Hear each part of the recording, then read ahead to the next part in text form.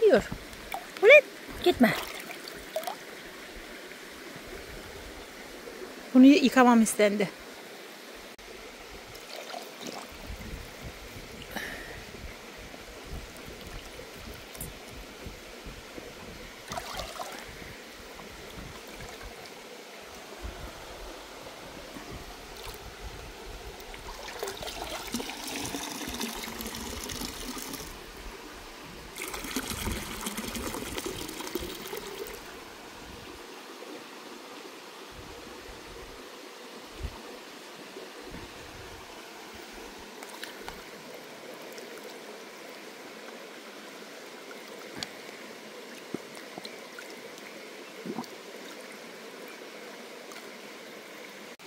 Sevgili dostlar, mantarlarımızı yıkadım, ayıkladım. Etlerimizi yıkadım, güzel güzel doğradım, ayıkladım. Şimdi de domateslerimizi şöyle, çeri domateslerimizi 4'e bölüyorum. Öyle çok ince doğramıyorum. Yıkadım tertemiz. Şöyle. Bunu da aldım kenara. Şimdi de biberlerimizi şöyle jülyen doğruyorum. İri iri. Bugün size burada mantarlı, tavuklu harika bir saç kavurma yapacağım. 2 tane de biberimiz var. Şurada bir tane daha domatesimiz varmış. Onu da alalım. Ziyan olmasın, kalmasın. Doğada hiçbir şey ziyan olmaz ama evimize de götürelim, değil mi yani? Evet. Şimdi bir de soğanlarımızı soyduk muydu? Bu iş tamam. 4 tane de soğanımız var. Şöyle koyayım soğanlarımızı. Soğanlarımızı da iri iri hemen söğüş doğrayacağım. Öyle hiçbir şey küçük olmayacak. Etleri de iri doğradım. Mantarları zaten hiç doğramayacağım, olduğu gibi atacağım. Sadece kabuklarını soydum, temizledim mantarları. Bakın bu şekilde soğanlarımızı da doğrayacağım. Böyle bol soğanlı, domatesli, yeşil biberli harika bir saç kavurmamız olacak.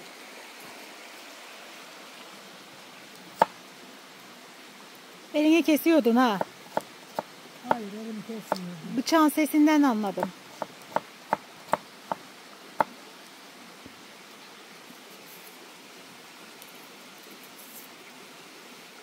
Şimdi sacımızı ocağa koyacağız inşallah. Şöyle olsun. O sacı koyacak olan kişi ben miyim? Ben koyacağım. Sen değil. Çünkü sen yarı koyarsın. Peki efendim.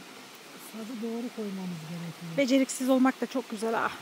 Hiç kimse hiçbir şey söylemiyor. Bu zaten yapamaz diyorlar. Yan gelip yatıyorsun. Aşk olsun Dilek'ciğim. Sen yaparsın da sadece eğrisini doğrusunu ayarlayamazsın. Ben bu işten memnunum canım. Hiç açıklamana gerek yok. Halimden gayet memnunum. Biliyorum canım memnun olduğunu. Ben çalıştırıyorum hep. Ha.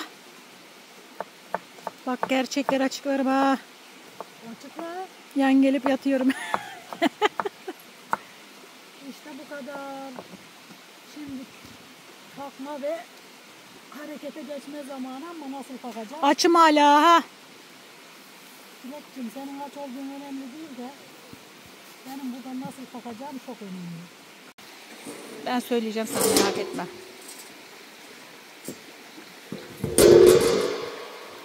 Bak bu karşısına geç de bitsene kızım. Şimdi altını yakabilirsin. Yine ben yaptım. Şuradan biraz Yine işe yaramaz kızı yaptı. Bak şöyle biraz sıvı yağ koydum.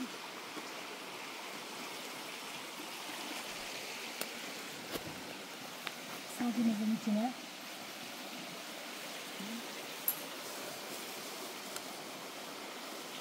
şöyle bir parça kuyruk yağı koydum.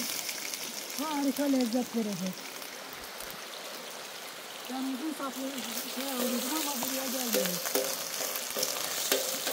Spatulanla karıştır.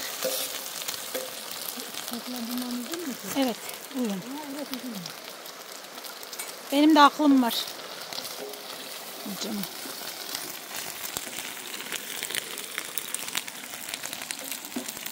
Sacın altına 2 tane atabiliriz. Bakın böyle güzel gene kuyruk yağımızı biraz kızartalım ki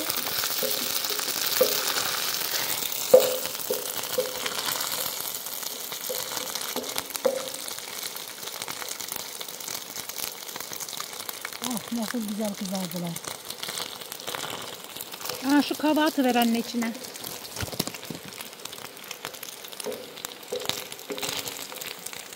Sonra Bekle.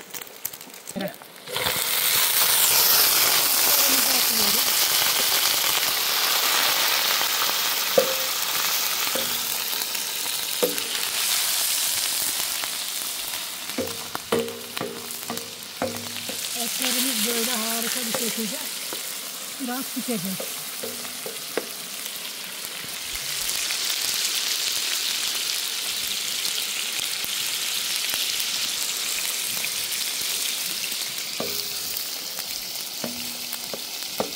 İnanılmaz bir tat kavurmamız olacak.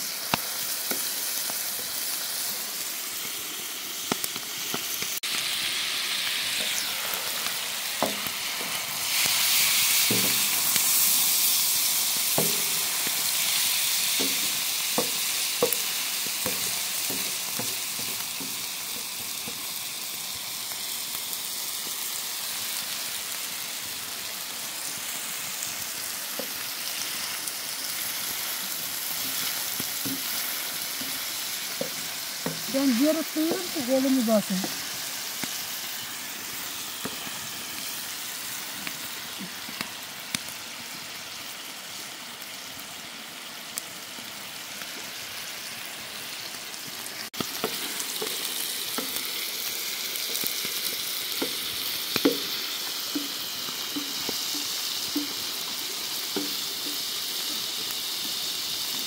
Sıra mantarlardan.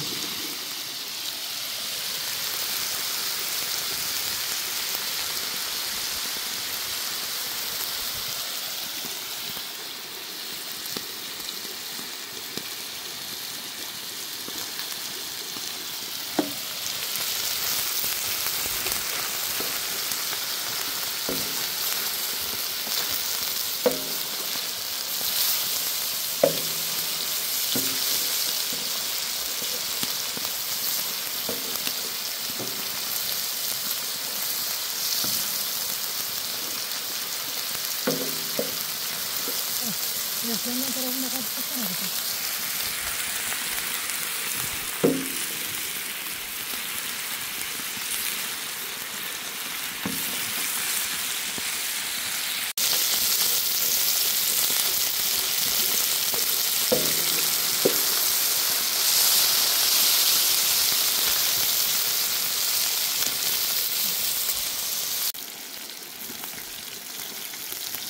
Soğanlarımızı ekledik.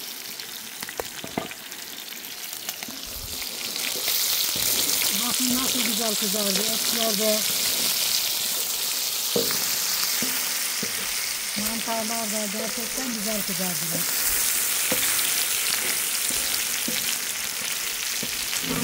Tuzunu atma zamanı geldi. Saç yapma zamanı.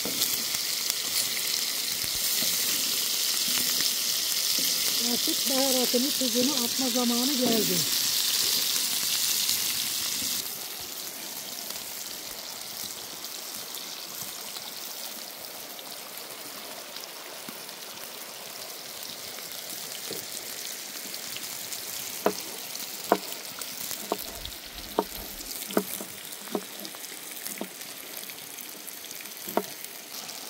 Bakın dostlar, domatesini, biberini, Her şeyini attım.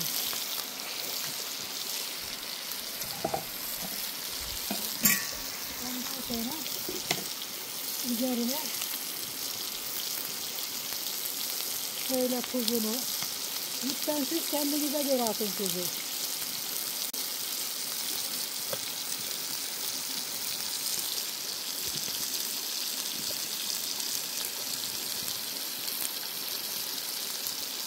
Pul biber, toz biber,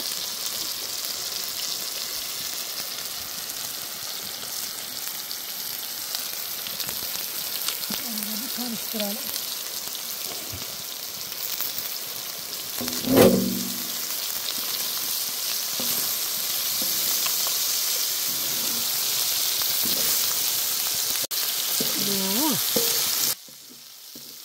Havadan savurduğum.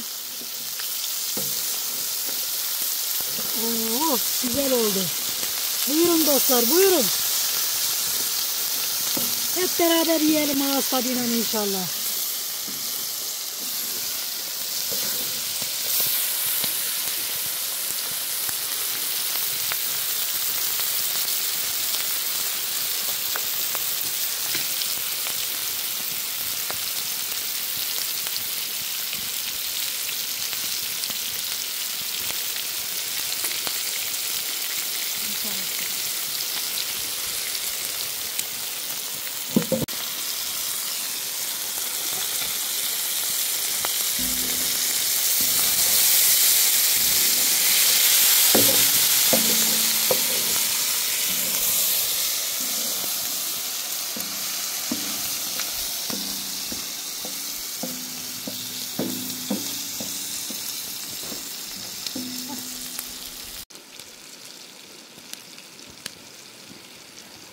Artık odunlarla işimiz kalmadı.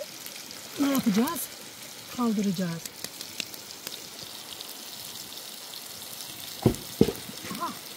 O kadar gitsin istememiştim. Çabuk çıkartıyorsun. Vallahi ben o...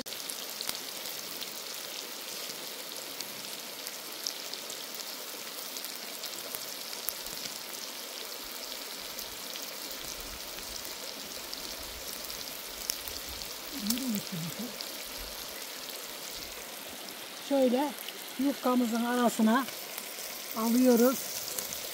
Şöyle bolca mantarlı yerinden şöyle koyuyoruz. Şöyle mantarlardan birkaç tane daha alayım. Hadi buyurun. Yapacak olana kolay gelsin. Görmedim ki. Afiyet olsun. Göbeğini görüyorum. Şimdi elimdekini suya atıvereceğim, göreceğim. Göbeğimi görüyorum. Bakın dostlar, ekmeğimizin arasına koyduk saç kavurmamızı. Gayet güzel oldu. Yapacak olanlara kolay gelsin. Yiyecek olanlara afiyet olsun. Hoşça kalın, dostça kalın. Allah'a emanet olun.